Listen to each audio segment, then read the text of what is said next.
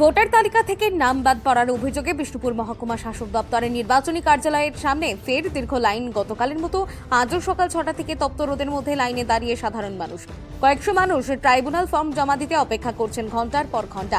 লাইনে রয়েছেন বয়স্ক পুরুষ ও মহিলারাও।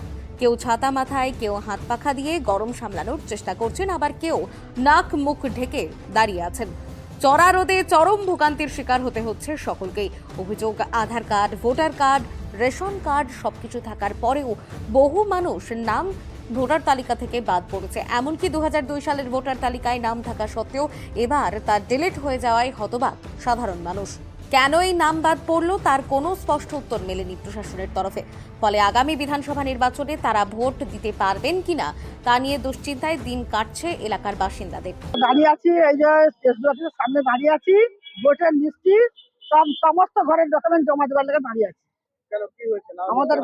আমাদের লিস্টে নাম নাই, আমাদেরকে ভোট থেকে বাদ দিয়ে দিয়েছে।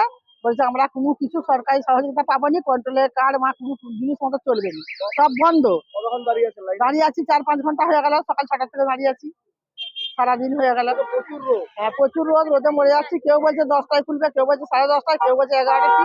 ঠিক খবর কেউ আমাদেরকে বলছে না। আমরা পঞ্চায়েতে লাইন দিয়েছি, আমরা কোর্টে লাইন দিয়েছি, আমরা গ্রামে লাইন দিয়েছি, অনলাইনে আমরা এখানে লাইন দিয়েছি। আমরা চতুর্দিকে ছুটে বলছি, আমাদের বাপ দাদা 14 পুরুষ 7 গোষ্ঠী এখানে মানে জন্মভূমি। অথচ আমাদেরকে বলছে তোমাদের ভোট নাই। আমাদের 2002 ভোট দিয়েছি, আমাদের নাম সব ঠিক আছে, সবই আলেমা দিদি আছে। সে 2002 লিস্টে কখন একটা মন্ডল আছে, সেই মন্ডল ধরে ওরা বসে আছে নাকি তাও জানি। এভাবে দিনের পর দিন ভোগান্তির মধ্যে পড়ে ক্ষোভ বাড়ছে সাধারণ মানুষের মধ্যে। দ্রুত সমস্যার সমাধান না হলে বড়সড় অসন্তোষের আশঙ্কা তৈরি হচ্ছে বিষ্ণুপুরে।